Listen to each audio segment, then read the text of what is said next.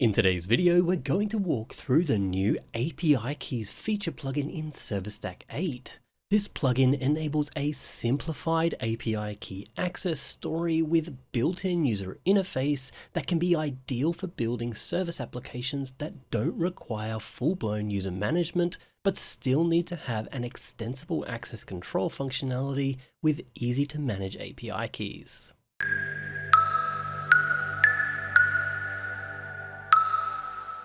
API keys are still one of the most common and easiest ways applications can enable programmatic access to hosted APIs. Usually they are associated with a user account, but they can also be useful in situations of system-to-system access control, as well as access based on a team or project-specific access control where direct user association might not be ideal. The API Keys feature plugin enables custom scopes to control access and the ability to manage API keys with a built-in Admin UI for ease of use. To better demonstrate these features and how to use the API Key Access feature, we will walk through incorporating it into both a new web application as well as the steps to add it to an existing project. We will then restrict a service to be only accessible via your generated API keys, limit specific endpoints to your custom scopes, and finally how you can leverage custom features on a per API key basis for restricting functionality like premium rate limits. The easiest way to get started with a new project to use the new API Keys feature is to use the ServiceStack.net website and our Getting Started page. Here you can select from a range of projects that will be able to easily add support for API keys like Blazor, Blazor View, Plain Razor, or MVC. Selecting one of these templates, we can also then select the API Keys checkbox on the Features option on the left-hand side. Next, provide it a name, download your newly created solution, unzip the contents, and open it with your preferred .NET IDE. Once open, we will see the usual 4 projects of app host, service interface, service model, and tests. In the app host project, there will already be a configure.apikeys.cs file where the API Keys feature plugin can be configured with custom scopes or features. To initialize this project, we will first want to run the npm script migrate to initialize our database. Once completed, we can run our application. In this project template, we have 2 ways we can automatically manage our API keys. An admin can manage all API keys either associated with users or independently. Admin users also have the ability to customize scopes and features on API keys and whether or not they are already assigned to a user. If they are already assigned to a user, those users can manage creating and deleting their own API keys without being able to change the scopes and features. If we log in with the default manager account that's built into the template with the default password, we can see there is an API Keys section under the Manage Your Account page. If we log in with the admin user, we can see the built-in Admin UI as well by just going to /admin-UI. Then select API Keys on the left-hand side. Here you can create and manage API keys independently from users. This is ideal for situations where you want to restrict access to system-to-system integrations, but don't want to have to manage all the different mechanisms involved with having user authentication. However, when combined with Identity Auth, we can associate API keys to users as well. Clicking on the Users tab on the left-hand side, we can select the manager user and see the API key they created. We could disable this API key as an administrator or create new ones for the user on their behalf. Even though this API key is associated with the manager user, it only has access to endpoints that are restricted to API key usage.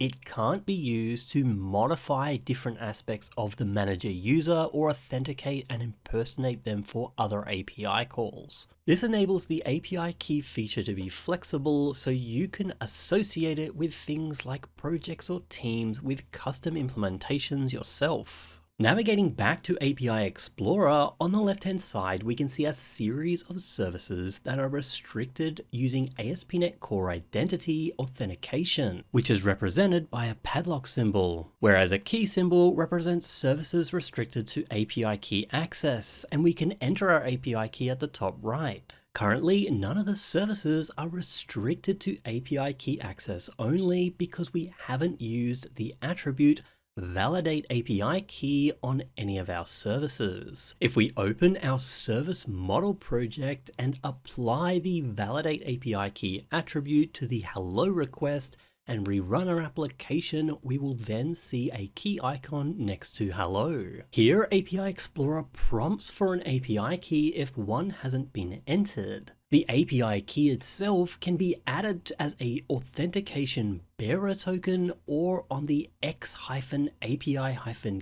header on the request, which means API keys aren't dependent on things like user authentication, roles, or permissions. If you want to further restrict API key specific services, you can use scopes. Scopes are assigned directly to an API key, and you can use them to further refine the level of access certain keys will have to specific endpoints. Here we can define a list of constants which we can use in the configuration of the API keys feature plugin, and then annotate the validate API keys attributes with specific scopes using the same constants. For example, we could create a bookings read scope and use the validate API key attribute specifying the same constant scope to limit the query bookings API. However, scopes are completely optional. If you have a limited number of APIs or just want to manage access to specific APIs on an API key level, we have the ability to use the restrict to APIs option, which is found in the built-in Admin UIs. Here you add the names specifically of the request DTOs that you want this API key restricted to. And this gives you fine-grained control over the access to specific APIs on an API key level. The other configurable option in the API keys feature plugin is features. These are strings that are optionally available to assign to specific API keys. For example, if your API is limited to a low rate limit for free users, paid users could have a feature called premium or paid that would flag that API key to have the ability to request at a higher rate or access premium features in your APIs. For example, in your service or a request filter, you can use the getAPIKey method of an iRequest object and call hasFeature, passing in the same constant string. To make these features and scopes easily manageable from your admin UI, you want to make sure you have the features and scopes arrays on the API keys feature plugin populated when you're configuring the plugin. And here you can also add user scopes and user features if you want the users to be able to manage some of these limited scopes and features themselves, since by default, non-admin users can't choose which scopes or features are assigned to their generated API keys. User scopes and user features can be used to enable a limited subset of features or scopes where users can enable or disable their scopes or features specific to each of their API keys. Now we've seen how we can quickly get started with a new Blazor View application with API key access enabled and managed automatically from our user interfaces. However, if you have an existing application based off some of the ServiceStack templates, you can also use the Xmix tool to mix in the functionality. And there are two mix templates you can use depending on your project setup. One is for projects that already have ASP.NET Core Identity Auth configured, where you can use Xmix API keys. And the other is for projects without any authentication. This adds the auth secret authentication for you, enabling the built-in admin UIs. And you can use this using Xmix space API keys -auth. These mixed templates add a configure.api-keys.cs file depending on your project setup, as well as adding the ServiceStack.server dependency automatically for you, and will automatically use the backing database you have configured with ORM Lite. The API Keys feature plugin for ServiceStack 8 enables a simple yet flexible option for restricting access to services that must explicitly use the generated API keys. It provides scopes for further restricting access and features to easily flag functionality to specific API key holders.